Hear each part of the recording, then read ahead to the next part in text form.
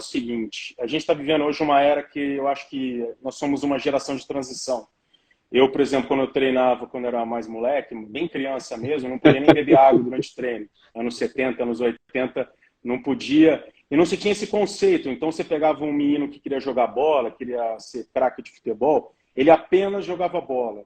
E hoje a gente tem o conceito de treinar para conseguir fazer determinado esporte. E a ciência do treinamento, ela evolui demais. Hoje em dia é possível pegar uma pessoa e preparar ela para não ter lesão. A gente pega futebol, por exemplo, que é muito famoso no Brasil.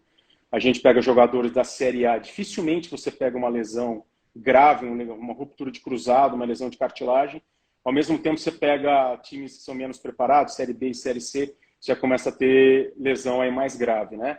Então, queria te perguntar, João, antes eu estava conversando aqui também, se as pessoas, se todo mundo hoje, eu sei que é uma utopia, mas se todo mundo hoje tivesse acesso à ciência do treinamento, a treinar de maneira correta, né? Fazer um treino funcional, fazer uma musculação, fazer uma corrida, o índice de lesão hoje seria infinitamente menor do que a gente tem hoje, né?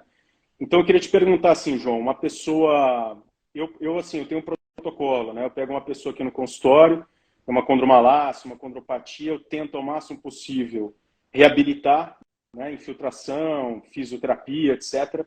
Depois eu coloco para o treinamento. Acho que o treinamento ele tem que ele dá continuidade na reabilitação. Como que você avalia esse aluno quando chega lá na sua academia, no seu ambiente de treinamento e tem uma lesão cartilaginosa, Adriano, por eu exemplo? vejo assim, o profissional de educação física ele tem que ter como primeiro procedimento de atuação o diagnóstico, a avaliação. E esse diagnóstico e avaliação ele tem que ser bem holístico. O que eu quero dizer com isso? Uma visão bem geral do cliente e lançar mão de todos os recursos possíveis. Então, por exemplo, poder fazer uma boa anamnese para ver um histórico de treinabilidade desse cliente, se ele tem ou não, ou um histórico de sedentarismo. Essa é uma informação fundamental para começar a raciocinar uma progressão de treinamento. Um histórico de lesão, então ele está vindo indicado pelo doutor Adriano. Qual é o tipo de lesão, qual é a gravidade, qual foi o tratamento, já está recuperado 100%, não 100%. Fez uma boa fisioterapia pós uma cirurgia, não fez meio matado essa fisioterapia, ficou com alguma sequela de dor. Então, veja bem, isso tudo eu estou falando numa anamnese na qual eu vou gerar informações que eu já vou começar a raciocinar o que é ou não possível de trabalhar, treinar com essa pessoa.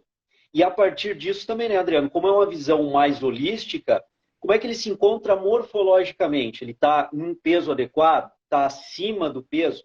Como é que está a estrutura muscular desse indivíduo? Tudo isso são avaliações que eu preciso ter posturalmente, se nós formos discutir a postura do cliente. Como é que se encontra? Ele tem um valgo estático, porque a gente discute muito o valgo dinâmico, depois a gente pode até entrar nessa discussão dos exercícios, mas se esse indivíduo já apresenta um valgo estático numa avaliação postural estática, a chance dele ter um valgo dinâmico é muito maior. E aí eu preciso identificar quais são os fatores, ou o fator primordial, que está levando ele a um valgo dinâmico ou já apresentar um valgo estático. Veja bem, estou agora comentando do ponto de vista postural o que eu preciso identificar.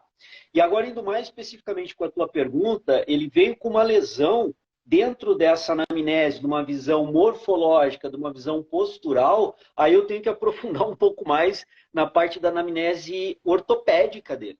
E aí, Adriano, eu vejo o seguinte, talvez aí, vou falar talvez porque é muito diferente o trabalho de vários profissionais, cada um tem a sua forma de atuar, mas talvez um pouco de negligência da nossa parte em ir buscar essa comunicação mais assertiva com o colega médico e com o colega fisioterapeuta. Se o cliente chega para mim e diz, ó, eu fiz a cirurgia com o doutor Adriano, fiz uma fisioterapia, 20 sessões, estou inteiro, eu vou questionar qual foi as orientações que o fisioterapeuta te passou, quais foram os trabalhos que tu lembra que tu fizeste, como tu chegou na fisioterapia, como tu saiu após essas 20, 30 sessões, tem algum resquício de dor, tá com cinesiofobia, é uma coisa que eu não vou perguntar para ele, cinesiofobia, mas eu vou ter que identificar se ele tem medo do movimento, que é muito comum encontrar em pessoas que tiveram uma lesão grave, uma cirurgia grave.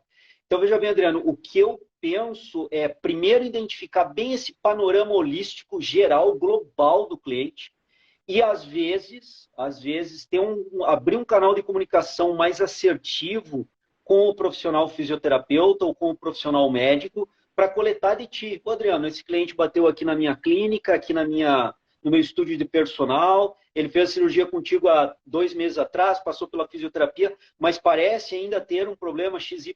Eu acho que essa troca de informação inicial e esse conjunto de informações iniciais é o fundamental. Se eu não fizer minimamente bem feito isso, Adriano, fica muito difícil eu começar a raciocinar com um programa de treinamento para reinserir esse indivíduo na atividade do cotidiano dele, ou talvez numa atividade esportiva que ele tenha como meio de lazer até.